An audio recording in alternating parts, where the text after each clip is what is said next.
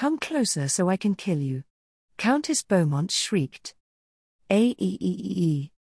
Magistrate Woodland let out a shriek of his own as he fell backwards over his makeshift seat.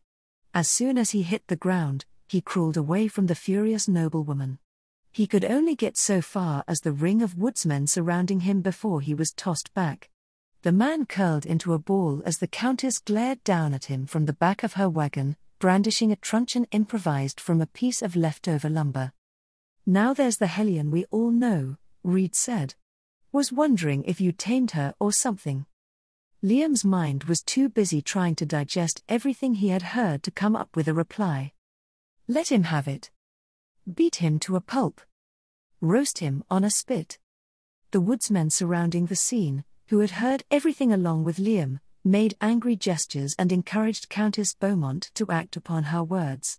With a flutter of her long skirts, Countess Beaumont hopped off of the back of her wagon and brought her stick of wood down upon the cowering magistrate. Due to his defensive posture, however, she only managed to whack him on the wrist. Arg! Magistrate Woodland scurried away again, cradling his injury. A swift kick from one of Reed's woodsmen sent him scurrying in another direction. A clunk sounded in the air as the magistrate's abrupt change in direction caused the Countess' next strike to hit the ground where he once was. The Countess let out a gasp, dropping her weapon and shaking her hands in pain. More shouts of encouragement rose. The crowd grew as Olin's men were drawn by the spectacle. Countess Beaumont picked up her stick and chased after the magistrate again. Someone started taking bets on how many hits the magistrate would be able to take. Another cry of agony filled the air as the Countess landed a solid hit on the magistrate's hip. The man crumpled to the ground, groaning as he held his side. His groans turned into screams as the young noblewoman set upon him, ignoring his cries for mercy. Die. You've ruined everything, you. Die. Die. Die. Ha, die. Ha, ha. The magistrate was still writhing in agony when Countess Beaumont ran out of breath. Liam, the Countess panted, why won't he die? He was pretty old, so he had probably gotten quite strong as magistrates went. Barely anyone in Re-Estize would accept that explanation, though. Try using something sharp, Liam said. The blood loss will help him die faster. Lady Beaumont blinked several times before reaching into her bodice to produce a dagger. A few minutes later, she returned to Liam with a tired smile. I did it, Liam. Ah, yeah.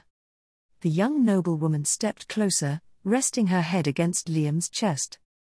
I'm so very tired, she said. Would you mind taking me back to the wagon? But the wagon's right there? Something told him that she would become cross if he pointed that out. Considering that she had just finished stabbing someone to death, that probably wasn't a good idea. He quietly guided her to the rear of the wagon, which was 5 steps away, at which point he found Claire gazing coolly down upon them. Claire, Liam said, help Lady Beaumont board. Lady Beaumont let out a dissatisfied noise as she clung to his arm. Above them, the atmosphere around Claire grew more foul. Liam hurriedly swept the Countess off of her feet and dumped her onto the wagon bed like a sack of wheat. As he turned to leave, he thought he heard Claire let out a soft snort. Wait, Mr. Liam, the Countess said. I wish to confer with you on several matters. I don't mind, Liam replied. But we should decide what to do next. Are we done here? Yes, let's continue our journey to the mines. I found what I was looking for here. What do we do with Woodland's corpse, milady? Reed asked. The Countess's gaze hardened as her eyes fell upon the bloodied remains of Magistrate Woodland. Hang it in the village square, she said. If any of the villagers ask about him, tell them that he was executed for his crimes against House Beaumont and its subjects. Don't you want to speak with them yourself, my lady? Liam asked. No, Lady Beaumont answered. That can wait until later. Our journey has been delayed for long enough as it is. With the excitement over, the men around the wagon dispersed to prepare for the road. Liam went to walk alongside the Countess' wagon as it rumbled its way back up the road. What did you want to talk about, Lady Beaumont?" Liam asked. The Countess peeked over the edge of the wagon at him, then her eyes went to the men nearby. "Please come and join me inside, Mr. Liam," she said in a low voice. Liam pulled himself up the side of the wagon, then stopped when he saw the two girls inside looking up at him expectantly as they sat on a shared blanket. He dropped back down and circled to the rear of the vehicle, opening the back to sit on the other side of the desk from them. A disappointed look crossed the girls' faces, but they wasted no time scooting over to sit at the desk. "Would you like some tea, Liam?" Claire asked. "Mr. Liam," Countess Beaumont told her. "I'm good," Liam answered. "What were these matters you wanted to speak with me about, Lady Beaumont?" The Countess placed her hands on her desk, idly tapping the wooden plank with the fingers of her left hand.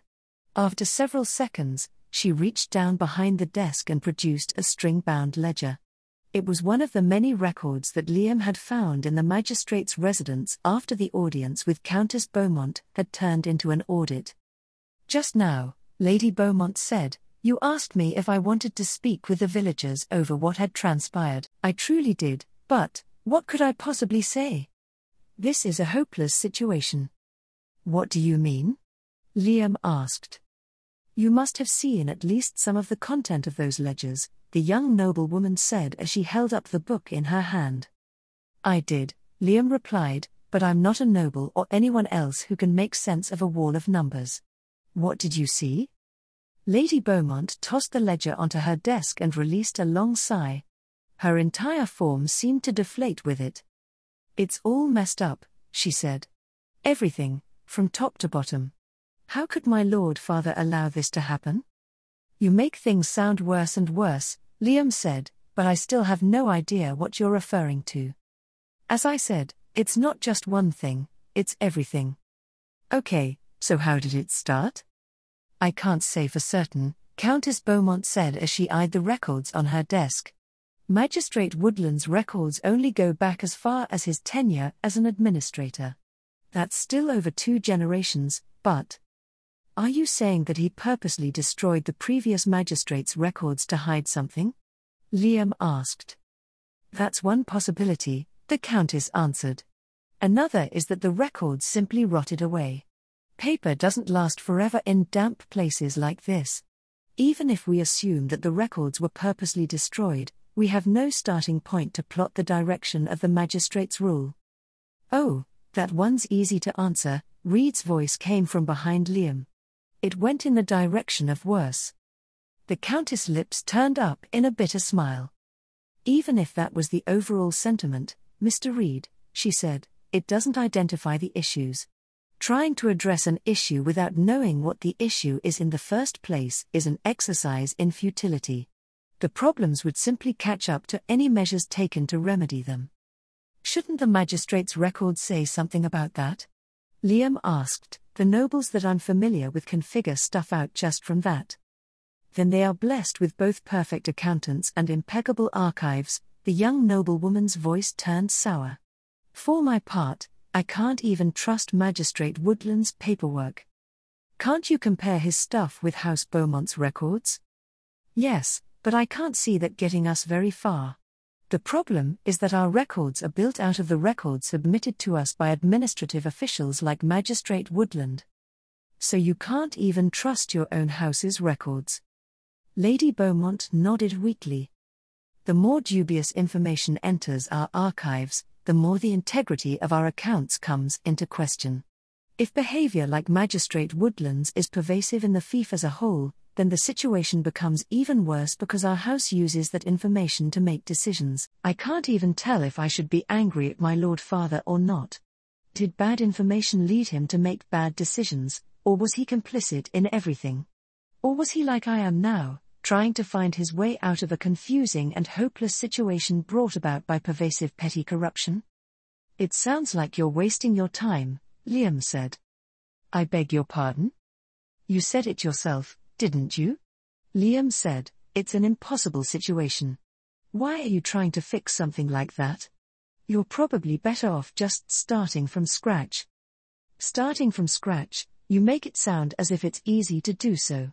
So long as I must work with what I have, I inherit everything that comes with it.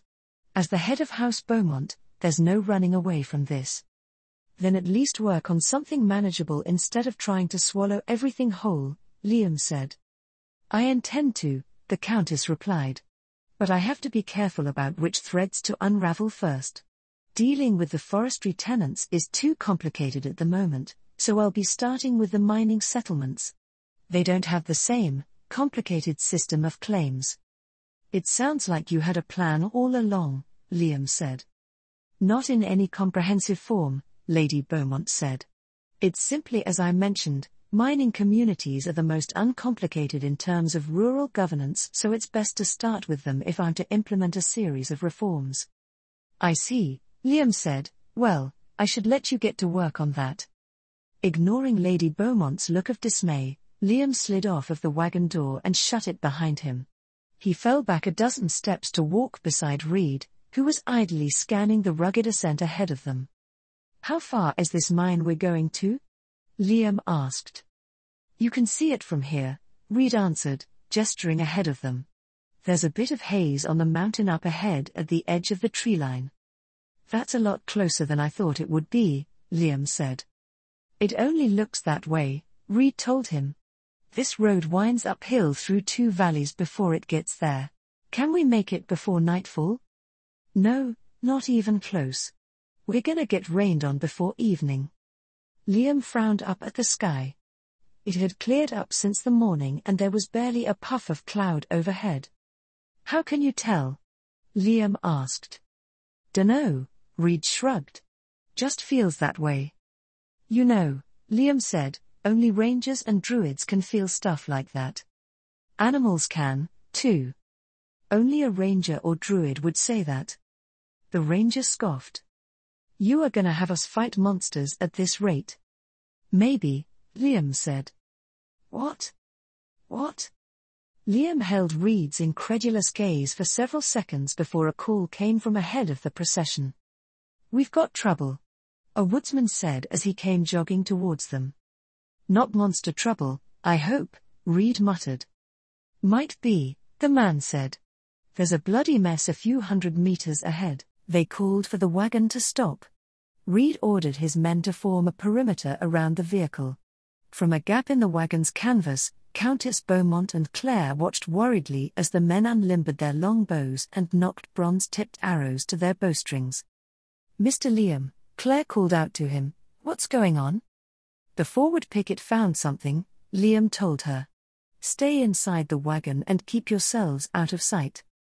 Liam made his way past the wagon toward Olin, who had gathered his men in a loose semicircle facing the road ahead. The Eight Fingers director cast seemingly casual glances at his surroundings, yet his gaze was far sharper than Liam had yet seen. What do you think happened? Liam asked. The merchant caravan was probably attacked, Olin answered undoubtedly. Some guards were sacrificed to ensure that he and his goods got through. You sound certain of that, Liam said. Olin smirked in the face of Liam's suspicion. As I said earlier, that old merchant knows his business. The best tricks are simple and reliable, you don't need to be a genius to survive out here. Well, you'll probably see for yourself when we get there. Are you saying it's safe for us to keep going? That, too. Just in case, Liam went ahead to take a look at what the woodsmen had found. On one side of the road, blood stained the sparse grass and soaked into the gravelly mountain soil. Aside from the insects that had gathered to clean up the drying mess, the site and its surroundings looked as normal as any other stretch of the road. There, Reed pointed to a spot near the center of the bloody scene. What do you see? Liam asked. Reed's answer was to grab a dead branch lying beside the road. With it, he dug away at the place he had pointed out. Over the course of a couple of minutes, he exposed a black object buried in the dirt. Manticore spine, he said. A manticore attacked the merchant's caravan? They are called the Manticore Mountains for a reason, Reed replied. Manticores are powerful monsters, but they're also pretty shrewd. When faced with a large number of opponents, they resort to flinging their spines from high above to pin their prey to the ground or kill them outright. Once they stick someone, They'll circle overhead until their victim bleeds out and the rest of the herd moves on. I see. That neatly explained why there weren't any signs of a battle or bits of the caravan lying around. As Olin had said, someone had been sacrificed to protect the merchant's goods. Check this out, Reed said. Liam turned his attention back to the buried manticore spine. Reed had continued digging, turning up several links of broken and torn chainmail. That bastard really knew what he was doing, the woodsman spat. The merchant, and Olin, Reed said. Back in the town, I said that his new friends would attract monsters. I was thinking that Olin should have known that too. Turns out he's purposely brought 'em out to use as bait.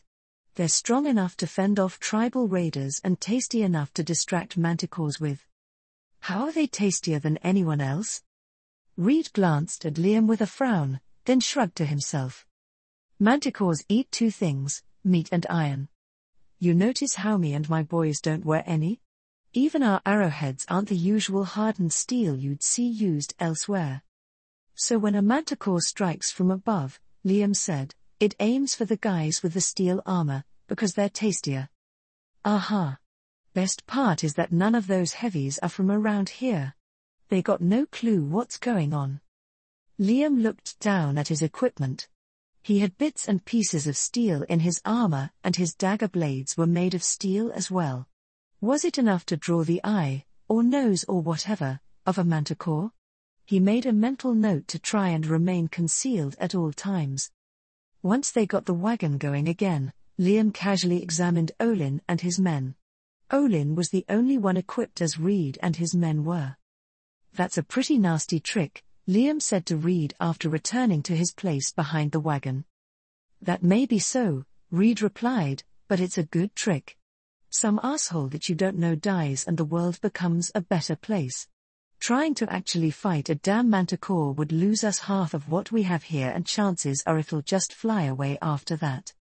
Around mid-afternoon, the first signs of the weather Reed had predicted started flowing around the peaks to the north. Olin stopped them at a widened stretch of terrain just before the road crossed through a steep gully. This is as far as we go today, he declared. Make yourselves comfortable, it's going to be a cold night. And just how do we do that? They were already high enough on the mountainside that the forest had thinned out and the landscape was dominated by bushes and boulders. The wind blew incessantly over them and the coming rain promised an extra dose of misery. Probably only the Countess and Claire would be able to rest in relative comfort. How cold will it get tonight? Liam asked. There's gonna be frost for sure, Reed answered, then chuckled. I hope those puffed-up thugs from the city are prepared. His tone suggested that he wanted to see the complete opposite happen for his own entertainment. Never mind them for now, he said. How are we going to survive this? Shouldn't be too bad if you don't mind roughing it a bit, the woodsman said. The problem's how much noise Lady Beaumont's gonna make about it.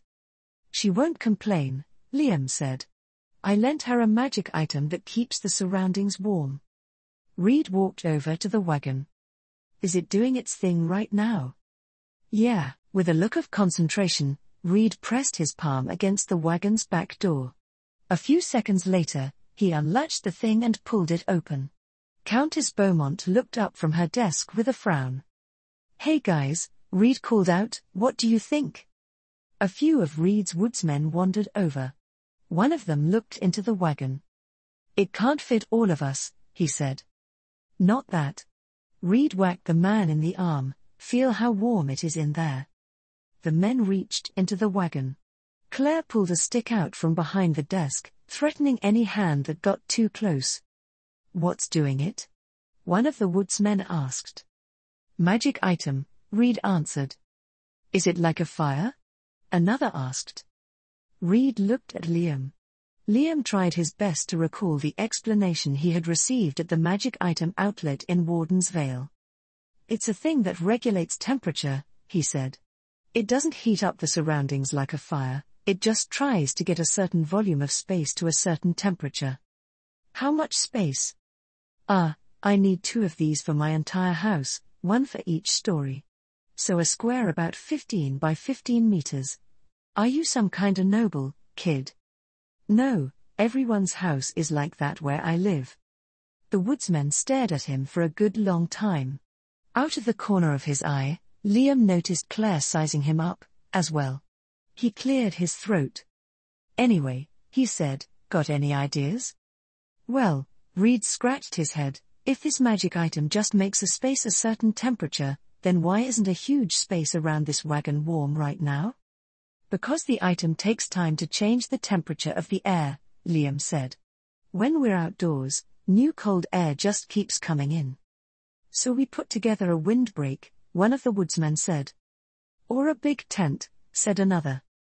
Reed's men started tossing around more and more suggestions. Despite the claim that they could get by as they were, they seemed pretty excited over the prospect of having a warm place to sleep. Or maybe they were just having fun with a new gadget. Once the rangers dispersed to do ranger things, Liam went to speak with the Countess again. She frowned at him momentarily when he climbed onto the back of the wagon, which was a good sign. Lady Zaradnik and her friends reacted similarly when they were busy working on something important and someone interrupted them. He placed his magic light on the Countess' makeshift desk. Here's the light from yesterday, Liam said. You can use it when it gets dark. Thank you, Liam, Lady Beaumont smiled. I don't even know where to begin to thank you for your help. I'm just doing my job, Liam replied. What have you figured out so far? Plenty, she answered. The problem is whether any of it will be valid or not. I don't even know how mining villages work, Liam said. The Countess let down her quill and stretched before arranging her skirts and sitting primly on her blankets. Unlike agriculture or forestry, she said, landlords don't rent mines out to individual tenants. Instead, miners are freemen who hold contracts that grant them the right to mine on a lord's land.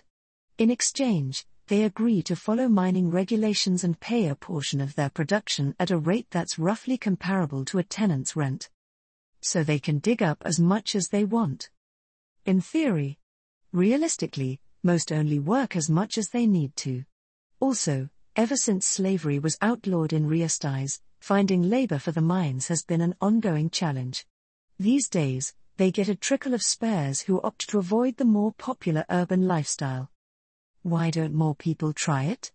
Liam asked. Won't they get rich if they find gold or gems? They won't, Lady Beaumont shook her head. According to Riestais law, all gold and silver extracted in the kingdom belongs to the crown. In the Azalisian marches, the right to refine mithril, orichalcum, and adamantite is held by specific companies chartered by House Bloomrush, not that anyone else has the skilled craftsmen capable of doing it. As for gemstones, well, gemstones are plentiful, but finding gemstones of a suitable grade for jewelry is another matter entirely. That sure sucks all of the excitement out of mining, Liam said. That may be so, the Countess replied, but that's the reality of the vocation. Dwarves seem to love mining, so Liam always figured it was something fun. They mentioned the dangers that came with the work, of course, but the prospect of discovering new lodes of minerals and the rewards of a hard day's work drowned out those concerns. Maybe they had funner rules. What did you plan on changing? Liam asked. I can't change anything on the legal side of things, the Countess answered. All I can do is ensure that contracts are fair. The fact that Claire's father can't support his family with his work suggests that they aren't, but I need to know why that is. Which is why you're worried that your work might not be valid. Lady Beaumont nodded and sighed. That's right. I know how things should be solved on paper, but, after seeing what was going on in Spruce Landing, I must accept that something is eating away at the prosperity of my fief. The rising price of food and all that it entails is woefully insufficient to explain where everything is disappearing to. The magistrate was taking a huge cut out of the rents, wasn't he? He was, but his accounting was ambiguous. Not that anyone would expect him to record the specifics of his crimes for all to see. If that wasn't bad enough, his records suggest that nearly a third of the households in the villages under him were complicit in his illicit activities. How did you figure that out if his records were so crappy? Because he took the effort to communicate how productive the villagers under him were, the Countess said. Normally, magistrates report to the manor with an annual summary. It seems he grew too comfortable with the idea he wouldn't ever be subjected to an audit. He started using his records to keep track of all the other things he was doing. That's stupid. A murderous smile crossed the Countess' beautiful countenance. Oh, yes, she said. Very stupid. As of late, the world has hardly passed up the opportunity to show me how stupid everything in my life is. He excused himself to see how Reed and his men were doing. A cookfire had been started shortly after their arrival, and now the men were busy moving boulders and deadwood around to form a low wall around the perimeter of their campsite. On one side of the wagon, Reed and 4 woodsmen were experimenting with a set of tents. Each tent was basically made out of 2 canvases, so they resorted to using each canvas as a wall. Reed sat in the middle of a room being held up by the others. "It works through walls," he said. "Hey, Liam, you didn't say it works through walls." "I said it regulates the temperature in a certain volume of space," Liam replied. "It doesn't matter if there's a wall within that space." "Then I guess we have a plan," Reed said. "We can attach 2 barracks to either side of the wagon, then do our best to shelter the area around the cookfire." "Did you tell Olin's men about this?" "No, why?" Liam rolled his eyes and walked over to where Olin and his men were setting up their tents. The sentries guarding the perimeter tried to stare him down, but it wasn't very effective when he knew that they probably wouldn't act against him. "Why didn't you guys camp with the rest of us?" he asked one of the sentries. "Huh? Why?" "Because it's cold and miserable out here and there are things that might attack us," Liam said. "It's safer to stay together." "We can take care of ourselves," the sentry said. "We have a magic item that keeps the area around the wagon warm," Liam added. "Plus, we sent a few hunters out this morning to bring back dinner." As if on cue, the half-dozen woodsmen in question appeared up the road, carrying 2 big bucks between them. The 2 sentries exchanged a look. One of them turned and walked into the ring of tents, bringing Olin back with him several minutes later. "What's this about combining our camps?" the 8 Fingers executive asked. "Isn't it better than splitting up?" "I'd rather not get into range of Countess Beaumont's shrieking," Olin said. "It seems to come with added violence these days." "She won't do any shrieking tonight," Liam said. "She's too busy with her work to waste energy on anything else." "Work, huh?" Olin rubbed his jaw. "What kind of work?" "I don't know, exactly," Liam said. "But I'm pretty sure she's not done killing people yet." "Stand still so I can kill you," Countess Beaumont shrieked. "Aeeeee." The shopkeeper let out a shriek of his own, falling backwards over his stool as the Countess sent a vicious slash over the store counter. She clicked her tongue in annoyance after finding no blood on her dagger. The shopkeeper tried to crawl out from behind his counter, but a pair of Reed's men blocked the way. "Spare me, milady. You dare beg for mercy after what you've done?" "I didn't do nothing wrong, milady." "Milady this." Countess Beaumont lunged across the counter to take a stab at the shopkeeper. The attack fell far short of its target, though it did draw out another terrified screech. Standing at the entrance of the trading post, Olin could only shake his head wordlessly at the spectacle playing out before him. While noblewomen were commonly known to execute cunning attacks against their enemies through political and economic intrigue, he couldn't recall any instance where one would attack their enemies in personal combat. At best, their will would be carried out through the actions of their subordinates. As a whole, the noblewomen of the kingdom were mostly harmless in the physical sense and were certainly nothing like the frenzied creature currently trying to crawl over the store's counter to massacre the shopkeeper on the other side. Olin wasn't very familiar with Countess Beaumont, but he had managed to dig up some information about her from the local syndicate officers. Like several thousand other scions who unexpectedly found themselves as the new heads of their respective households, Countess Beaumont had been introduced to the so-called Third Faction by 8 Fingers members who had ingratiated themselves with her late father and operated freely within the bounds of her fief.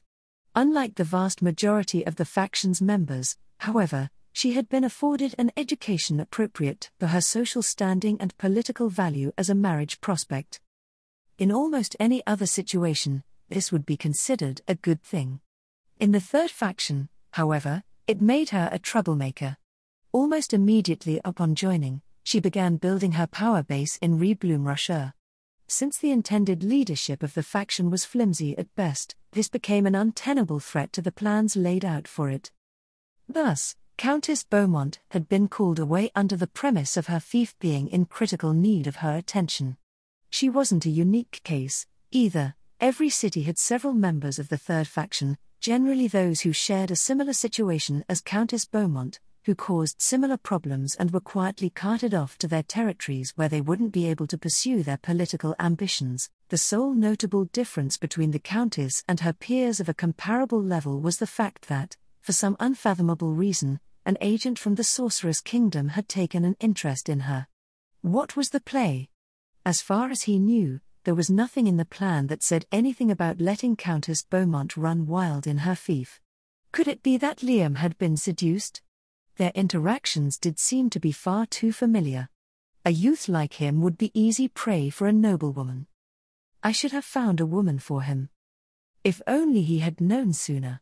Since Olin had been expecting some kind of monster, he was caught off guard and hadn't made the correct preparations. With the Countess monopolizing all of Liam's time, opportunities to influence the agent were now few and far between for Olin. Realistically, his next chance to take control would be closer to the Rebloom-Rocher, where he could borrow some skilled prostitutes or maybe fight fire with fire by throwing other noblewomen at him.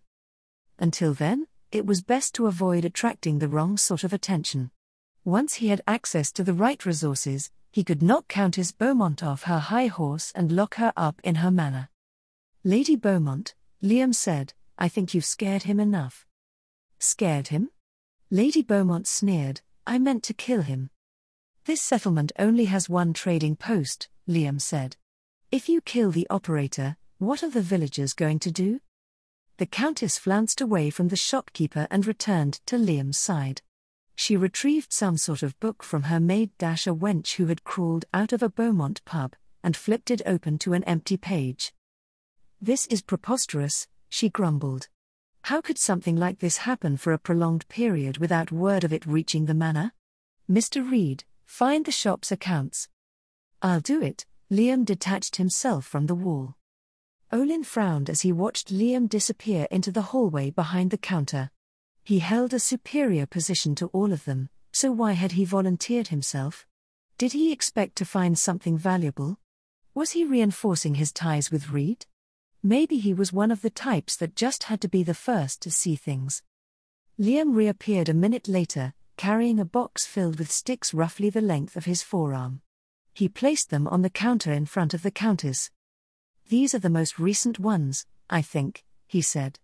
There's a whole room filled with them back there. The Countess pulled one of the sticks out of the container, revealing the set of carvings along its length. As most of the population of Riestais was illiterate, the people usually relied on tallies carved out of wooden sticks like the one in the box. Each stick had a name carved into the handle and was divided into sections bearing sets of notches. Mr. Tobel, Countess Beaumont said, have a seat. One of Reed's thugs grabbed the shopkeeper by the arm and yanked him off of the ground. Another man picked up his fallen stool and placed it at the counter across from Countess Beaumont. The young noblewoman offered the shopkeeper a pleasant smile as he was planted in front of her. Now, she said, we have a long discussion ahead of us. How long have you been operating this shop, Mr. Tobel? The shopkeeper furrowed his brow. A sharp poke in the shoulder prompted him to speak. 19. He nearly shouted, I've been here since I was 19, my lady. It's been nearly 20 years since then. Are you registered with the Merchant Guild? Tobel nodded. Were you born in this fief? Tobel nodded again. I was born in Beaumont Town, my lady. Who did you apprentice under? Old Bridges, my lady, the shopkeeper answered. His wagons just left this morning. To operate your own trading post at 19 is quite the accomplishment, the Countess said. It must come with an equally captivating story. It wasn't all that grand, Tobal fidgeted as he stared down at the counter. After a few years as a journeyman, old Bridges set me up with this shop. He likes to work with people he knows. I see, Countess Beaumont said. Was he also the one who told you to set these prices for your goods? The shopkeeper turned pale and fell silent. Olin snorted. As far as merchants went, the man was utterly abysmal at misdirecting others. There were countless established merchants like old Bridges across the Azalisian marches, and they all planted former apprentices, family members, and other allies throughout their trade routes. This created mercantile strongholds that were practically impossible for external competition to break into. One simply couldn't do any business while they were there. If you have no further use for your tongue, Countess Beaumont said, allow me to relieve you of its inconvenience. Yes. Tobal cried, I mean no. He didn't tell me to set the prices where they are, but his prices are high enough as it is. I need to make a living, my lady. How much does he charge for his imports? It's all barter, my lady. The miners trade their ore for my goods and I trade iron ore for old Bridges' goods. It's all I do, my lady, I swear. Countess Beaumont looked past the shopkeeper's shoulder to the slate boards hanging on the wall behind the counter. In a word, the prices listed there were outrageous. Old Bridges probably brought back quadruple the value of what he brought in with every circuit of his route. I suppose that's why we left town with so many empty wagons, the Countess muttered. Let us discuss these tallies. If I'm not mistaken, every one of them shows a significant debt on the part of the customer. It comes and goes, my lady, Tobal said. Everyone here's at least a little in the hole, even myself. That's his game, then? Practically speaking, every rural settlement in Riestais operated on a system of credit. Farmers went into debt during the spring to pay for tools, animals, and other supplies with the expectation that they could settle those debts with the harvest. Those who worked in forestry had a similar arrangement, though it was tied to the merchants as they came and went. It sounded like Tobal was constructing his defense on a similar precedent. Yet that shouldn't be, Countess Beaumont said. One wouldn't suffer these prices in Rebloom Russia, never mind in a mining settlement near a town. There is no reasonable justification for anything I see listed behind you. As I said, my lady, Tobal licked his lips nervously, they are old Bridges' prices. It can't be helped. With that attitude of yours, I suppose you'll be mired in this miserable state for the rest of your life. I'm surprised the miners haven't lynched you yet. It's not so bad, my lady. Nothing a bit of liquor won't fix. The Countess peered at the shopkeeper as if considering where she would like to stab him. A tense silence filled the air as two woodsmen shifted in behind Tobal, sealing off any chance for escape. Countess Beaumont picked up one of the tally sticks lying on the counter, examining the notches upon its length. A full minute passed before the young noblewoman spoke again. You may continue conducting your business here, Mr. Tobal, she said. Rest assured, changes will come before long. Why yes, my lady. Thank you, my lady. Tobal bobbed his head repeatedly as Countess Beaumont left the counter, passing Olin on the way out the door. A gust of frigid mountain wind assailed them as they made their way through the muddy streets of the mining village. The rain that had forced them to camp early the previous day had stopped sometime during the night, but the landscape remained thoroughly soaked under the overcast skies. I will speak to some of the villagers next, the Countess said. Should we bring them to the square, my lady? Reed asked. No, Countess Beaumont said, I'll hold audience at the camp. I've had enough of being cold, wet, and miserable. We'll discuss the proceedings over lunch. The camp in question was at the edge of the town in a clearing normally meant for the merchant caravans that periodically visited the village. Since their arrival that morning, the men watching over the camp had rebuilt the odd complex that they had come up with the previous evening, with some notable improvements. Olin had to admit that he had never seen anything like it before. With the Countess' wagon at its center, the camp had two wings formed out of a patchwork of canvas, which, in turn, formed a semicircle around a central fire, forming Countess Beaumont's court. Each was a barracks that provided ample living space for its inhabitants. The men left to guard the camp had also put in a silly amount of effort building a windbreak around its perimeter. It had gotten to the point where one might mistake it as an attempt by a tribe of goblins to raise fortifications, and drew curious looks from drunken villagers standing at a safe distance. "What a wretched place," Countess Beaumont said as she removed her shoes and climbed the hastily made stairs into the back of her wagon. "Why would anyone choose to be a freeman just to end up like this?" "If you haven't noticed yet," Liam said, "being a tenant around here isn't much better." The Countess fell silent, lifting her skirts as she stepped over to the other side of her desk. The tavern wench followed after her, making a show of helping the young noblewoman settle into her office. "I'll get around to that eventually," Countess Beaumont said. "But, first, we need to deal with this merchant problem." "Just get rid of the greedy bastard," Reed said. "My lady can bring in a new merchant from the city." "The other way around," another woodsman said. "Gotta get the new guy working before you feed the old one to the bears. Everyone'll starve otherwise." "If only it were so simple," the Countess sighed. "It ain't?" "It isn't. Ideally, I'd like to license as many merchants to operate in my territory as possible, but this is going to turn into a battle against the guilds before I can accomplish that." Olin snorted at the blank expressions of Reed's gang. Those country bumpkins truly had no idea how the world worked beyond their insignificant towns out in the middle of nowhere. "What will the guilds do if you request more merchants?" Liam asked. "The guilds look out for themselves first and foremost," Countess Beaumont answered. "They always try to get away with as much as they can, even if it brings suffering to the people. Old Bridges has already figured out where the lines of tolerance lie, and the Merchant Guild no doubt knows this as well. Any new merchants that we bring in will be instructed to fix prices at the existing rates or face expulsion from the guild. But you're the lord of the land, yeah?" Reed said, "Just make it illegal to sell stuff for insane prices." "Forceful measures like the one you suggested invite retaliation to ever-increasing degrees. If I implement and attempt to enforce price controls, the guilds will have their members cease operations in Beaumont County. Old Bridges can easily afford to stop working for a month. By the end of that same month, the majority of my subjects will have starved to death. Are they that powerful? Don't seem like it to me whenever we deal with them." "That's because you have nothing substantial to attack," the Countess said. "Nobles, on the other hand, have been entrusted with the stewardship of their fiefs. I will need to go to the city and negotiate my way through this mess. Hopefully, I can put together a compelling proposal once I've reviewed the mining villages." "And just how long would that take?" Olin had no intention of being stuck beyond the fringes of civilization until spring. His influence in the syndicate would surely be whittled down to nothing by the time he returned to the capital.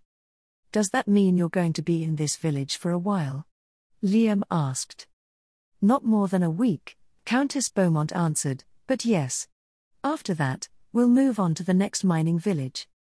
"In that case," Liam said, "Olin and I have a few things to check on nearby while you do your thing here." "But..." The young noblewoman clearly didn't like the idea that the youth would be apart from her. Olin, on the other hand, couldn't be happier about the unexpected opportunity to free Liam from the Countess' influence. "We'll leave most of the men with you for security," Liam said. "I'd like to borrow Reed and a handful of his woodsmen, if my lady doesn't mind." "Oh, of course. Will you be away for long?" "We'll be in and out. Things might go faster than expected, so it's possible we'll be done before you are here." Countess Beaumont let out a wistful sigh. "All right. Please stay safe, Liam." Further words seemed to hang on the young noblewoman's lips, but she fell silent while glancing at the men loitering nearby. Liam wasted no time gathering his things and getting ready for the road. They were on their way out of the mining village less than 15 minutes later. "I figured we could use the stop here as a chance to check the mines under your control," Liam said. "There should be one just northwest of here, right?" "Yeah, about 20 kilometers if we follow the tree line," Olin replied. The next one after that is 10 kilometers further, near the bottom of the valley. With this group, we shouldn't have any problems making the hike by evening. Great, Liam said. By the way, does the Countess know what's in those mines? No, Olin shook his head. House Beaumont's been in debt to us for years. When we were ordered to secure some mines by your superiors, we convinced the late Count to lease us a handful of abandoned mines to help service his debts. If the Countess knows anything about us running those mines, that's all she probably sees on paper. I see. Not long after leaving the mining village, the old road they were following narrowed into a footpath that wound its way along the mountainside. After an hour of travel, they had crossed so many washed-out gullies and rockfalls that any regular person would have long lost their way. I don't get it, Reed said. If the Eight Fingers have a mine here, then how do we transport the ore? This path's no good for any wagon, and I didn't see any mules back at the village. Does the smuggling division have some hidden route? You've never been to these mines before? Liam asked. Nope, Reed answered. Furthest I've been is Beaumont town. Hell, I didn't even know we had mines out here. Not many did, even within the Eight Fingers. As head of procurement, Olin was in charge of running the mines, and he was pretty sure that only half of the division heads knew what was going on.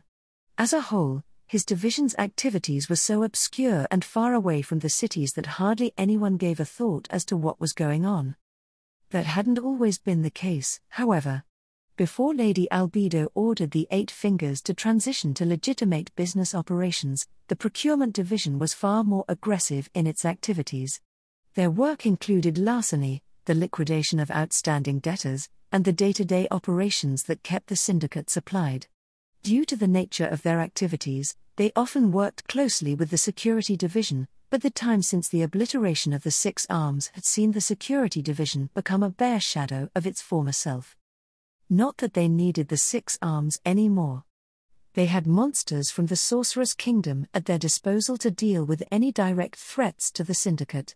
The rest of the security division had been purposely scattered across Re-Estais and relegated to minor jobs that required a human touch.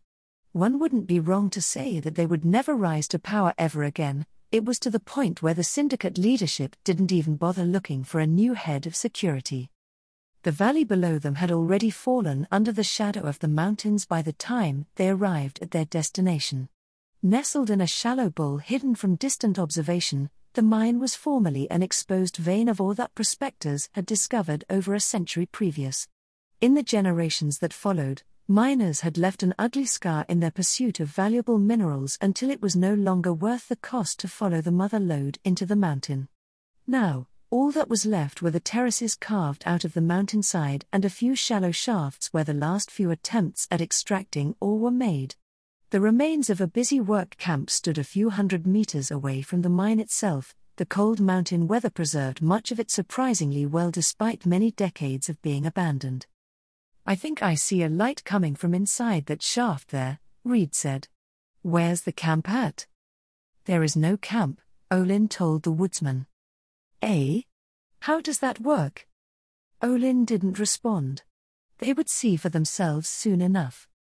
Normally, even the smallest mining operation had a substantial camp. Living space was only one part of it. Being so isolated, they needed storage for an entire mountain winter's worth of supplies and all of the relevant industries to support them on site. Now that they were working with the Sorcerer's Kingdom, however, none of that was necessary. He called out a passphrase as they approached the entrance to the mine. Several minutes later, a man holding a lantern walked out to meet them. Olin, the man said, what brings you out here? We have a guest from the Sorcerer's Kingdom, Olin said as he gestured to Liam. He's here too. What are you here to do, exactly, Liam? A few things, Liam replied. Is there a place where we can talk inside? Sure is, the man said, seeming somewhat proud for some reason. Follow me. Name's Dwayne, by the way. The mine overseer. Nice to meet you, Dwayne. Liam followed Dwayne into the mineshaft. Olin took one last look at the surroundings before going in himself. Do we need sentries? Reed asked. No, Olin snorted. I'd be more worried about finding a comfortable place to sleep if I were you. That won't be a concern, Dwayne told them. This ain't no regular mine. Our industrious little friends made me a comfy place to live in. Those things are working on my coin, Olin said. I hope you didn't waste too much time with this side project of yours. Don't you worry, boss, Dwayne chuckled. It didn't take much. The last traces of the evening light vanished no more than 24 paces from the mineshaft's entrance. Torches had been placed every 20 or so meters, but that barely gave them enough light to see the path ahead. Dwayne's lantern bobbed up and down as he casually made his way deeper into the cramped passageway until they reached a junction between 3 much wider tunnels. This is as far as the old miners got, Dwayne said as he gestured around them with his lantern. Everything from here on in is all us. Even with the poor lighting, no one could mistake the distinct difference between the shaft leading to the entrance and the ones past the junction. The amount of space afforded by the new excavation would have been considered a colossal waste of energy by human miners, but it wasn't an issue for the new miners they had leased from the Sorceress Kingdom. In addition, the spacious passages were reinforced by timbers that had been cut to an eerily ubiquitous standard. Where'd you like to start, Liam? The place that you mentioned before is fine, Liam replied. Everyone can drop off their stuff and lay out their bedrolls while we're there. Sure thing, Dwayne said. The mine overseer led them into a passage straight ahead of them, which brought them up a shallow incline as they went deeper into the mountain. Roughly 100 meters from the junction, they arrived at a warehouse-like chamber where numerous freight wagons were parked. What the hell is all this? Reed asked. The wagons here get loaded up with ore and shipped out, Dwayne answered. Shipped out where? It's hard to explain. Or maybe hard to believe.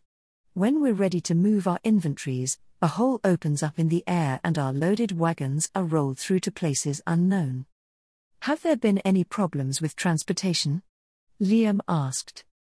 Not that I can recall, Dwayne answered. Of course, I just stay out of the way while everyone does their thing. The fellows that show up seem to know what they're doing. Then are there any improvements you'd like to see made?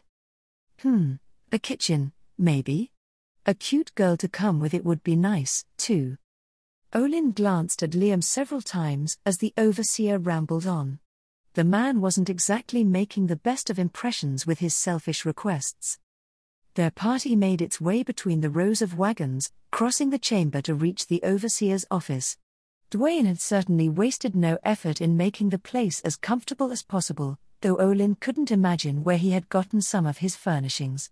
All that the man had brought with him when they took control of the mines was whatever was in the pack he carried. What do you think? Dwayne grinned as he swept his hand toward his living space. Not bad, eh? How in the world did you get your hands on all of this? Olin frowned. No one's supposed to know what we're up to here. It was pretty miserable at first, I admit, Dwayne said. I had to make a shack out of the scraps of the old camp, and sleeping on the mountainside was damn miserable. A man can only bear that for a few days before he starts trying to figure out how to make things more livable. Once I got used to directing the new labor, one thing just led to another. Storing inventories outside in the wet is no good, so dug out some underground warehouses and carved out this office on the side.